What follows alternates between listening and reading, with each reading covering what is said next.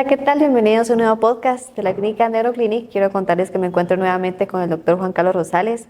Él es médico especialista en neurología de adultos y director de la clínica Neuroclinic. Así que, doctor, nuevamente, bienvenido. Es un gusto tenerlo aquí con nosotros. Muchas gracias, es un placer estar acá. Muchas gracias, doctor. Hoy quiero comentarles que vamos a hablar de un tema que es bastante interesante y es sobre el Guillain-Barré. Así que hoy vamos a aprender sobre qué es esta enfermedad, el tratamiento e incluso la recuperación de esta. Así que para dar una introducción, doctor, me gustaría que nos explicara brevemente qué es el Guillain-Barré o a qué nos referimos con esta enfermedad. Muy bien. El Guillain-Barré es un trastorno adquirido de los nervios periféricos. Vamos a decir que se van a afectar varios nervios y lo característico es que es un proceso autoinmune. ¿Qué significa esto? Que en un momento determinado generalmente se asocia a alguna infección donde el sistema inmunitario del cuerpo se activa y no solo va a combatir las infecciones, sino que en un momento determinado comienza a atacar a una sustancia llamada mielina que tenemos en los nervios, ¿verdad? La mielina, pues es yo lo defino como un gel conductor de los nervios, ¿verdad? Que ayuda a que tengamos una mejor conducción nerviosa. Entonces, al ser atacada la mielina por los propios anticuerpos, esto provoca como un cortocircuito en los nervios y hace que ya no funcionen adecuadamente. Principalmente son nervios motores los que se ven afectados en este síndrome. Sin embargo, también pueden afectarse nervios sensitivos y nervios autónomos. Ok, ¿qué es lo que causa este síndrome? Pues mire, aún no se conoce con exactitud qué es lo que lo provoca. Sin embargo, se está asociado hasta en un 60% de los pacientes. Hay una infección previa, generalmente unas 2 semanas, puede ser un resfriado, puede ser un síndrome diarreico. Y secundario a esto, pues activan las defensas, la infección acaba, sin embargo el sistema inmunitario sigue encendido, digámoslo así, sigue atacando. Y en un momento determinado, el blanco de ataque del sistema inmunitario van a ser los nervios, ¿verdad? Específicamente, bueno, en su prominencia, lo que es la mielina. Pero también puede atacar lo que es el axón, ¿verdad? Que podamos definir que es como el nervio, lo que llamamos o conocemos de esa manera. Doctor, ¿qué pasa, digamos, si en mi familia ha habido un paciente que ha tenido síndrome de Guillain-Barré? ¿Es muy alta la probabilidad, o existe la probabilidad, mejor dicho, de que yo pueda tener este síndrome de Guillain-Barré o que me pueda contagiar la enfermedad? Sí, este síndrome o enfermedad realmente no se contagia de persona a persona, ¿verdad? Por ejemplo, yo vengo y estoy con una persona que tiene Guillain-Barré, aunque esté en contacto, no me voy a contagiar. En cuestiones hereditarias, por ejemplo, hay un papá tuvo Guillain-Barré, no significa que sus hijos vayan a tener Guillain-Barré, ¿de acuerdo? Como digo, aún no se conocen todas las causas por las cuales se produce exactamente este síndrome. Usted mencionaba sobre las infecciones, ¿verdad? Aquí podría entrar también lo que es COVID.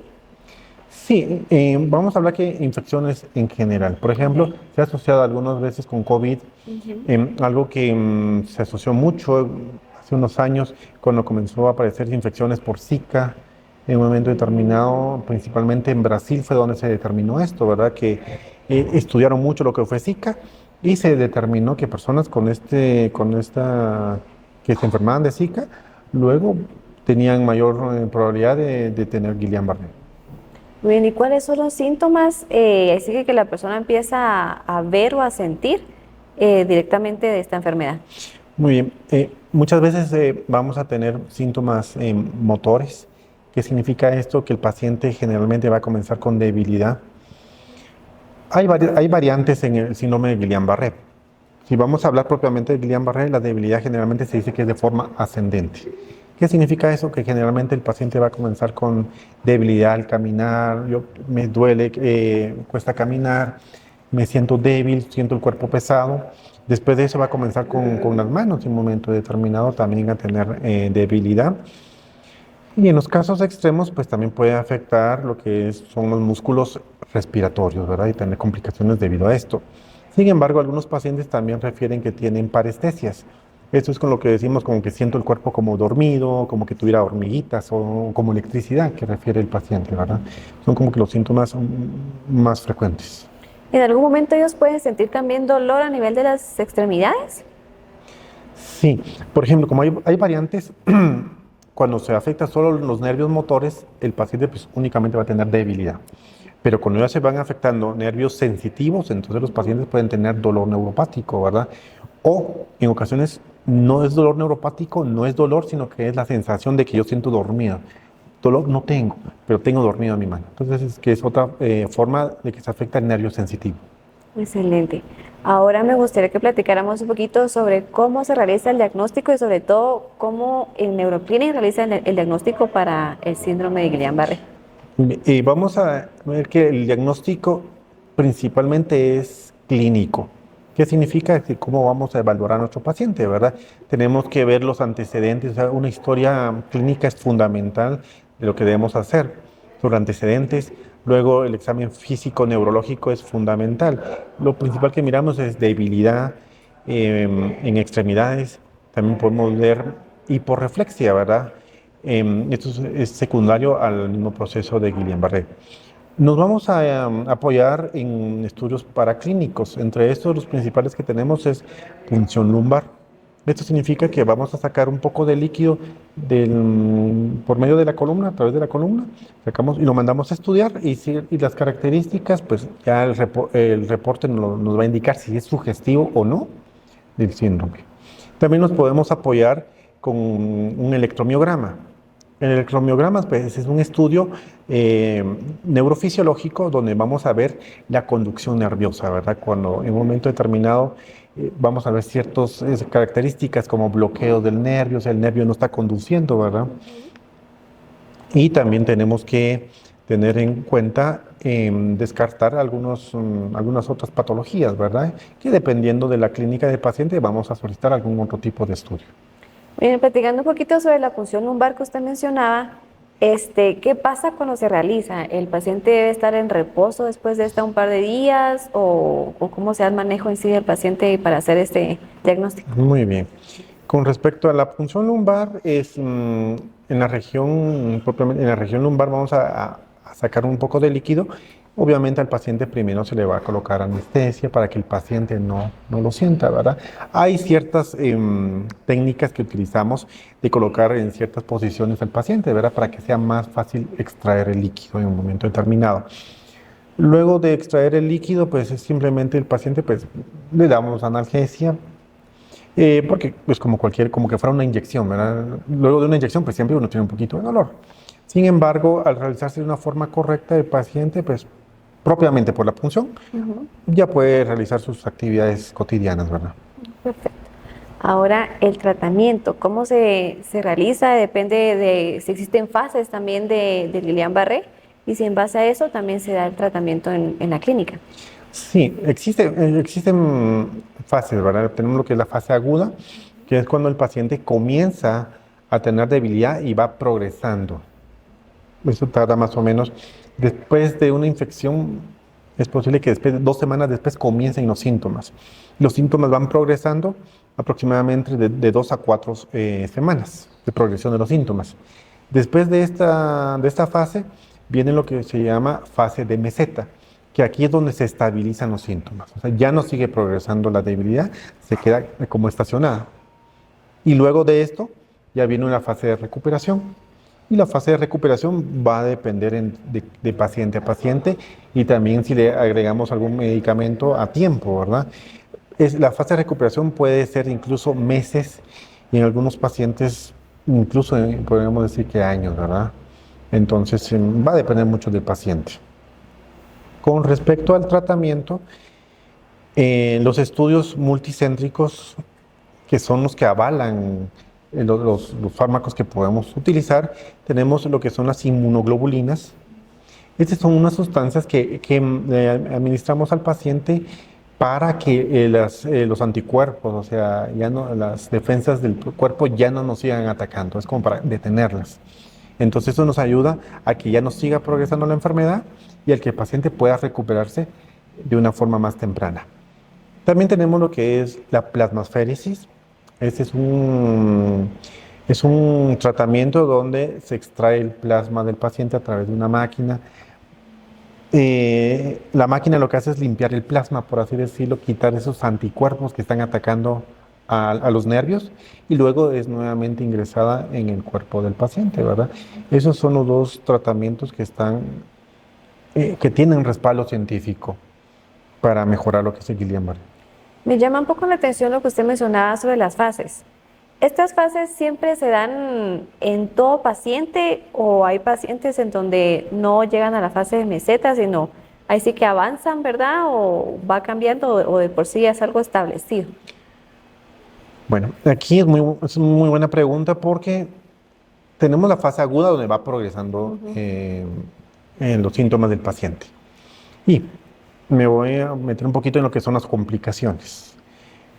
Si en un momento determinado el paciente viene y se va a complicar con parálisis de los nervios respiratorios o también en algunas variantes del Guillain-Barré pueden aparecer las disautonomías. Eso significa que puede haber variaciones en la respiración, variaciones en la frecuencia cardíaca. Esto puede provocar en un momento determinado incluso que el paciente fallezca, ¿verdad? Entonces, por su pregunta, los pacientes que se complican de esta manera, pues, ya no van a tener fase de meseta, ¿verdad? Porque van a fallecer en un momento determinado, que son muy pocos, o sea, no quiero alarmar, simplemente estoy indicando en los casos extremos o muy, muy raros que sucede esto, ¿verdad? Porque generalmente el Guillain-Barré sí va a tener la fase aguda, luego la fase de meseta y luego la fase de recuperación. Solo un pequeño porcentaje de pacientes son los que se complican de esta manera. Podríamos decir que el tratamiento ahí sí que es ideal, ¿verdad? Para que se tenga estas fases y no se llegue a complicar la enfermedad. Así es, tomemos en cuenta que en el sistema nervioso, mientras más rápido actuemos, menor secuelas vamos a tener. Hay pacientes pues, que han tenido síndrome de Guillain-Barré, se les ha dado el tratamiento adecuado con inmunoglobulinas o plasmaféresis, y luego, que algo que es muy importante, que es la fisioterapia adecuada y en su tiempo, el paciente puede recuperarse hasta el 100%. Algunos pacientes no han tenido la suerte de tener la fisioterapia o no se les ha administrado el medicamento a tiempo, incluso a algunos no se les ha administrado este tipo de medicamentos, ¿verdad? Entonces esos pacientes pues van a tener más secuelas. Pero, como digo, va a depender mucho del cuerpo del paciente, lo rápido que instauremos el tratamiento y también la fisioterapia va a ser muy importante. Entonces, depende de todo esto, va a ser la recuperación del paciente. Ya que usted menciona la recuperación, me gustaría que usted, en base a su experiencia en Neuroclinic, nos platicara sobre algún caso que haya tenido y cómo este se ha recuperado, ¿verdad? ¿Cómo ha sido su proceso?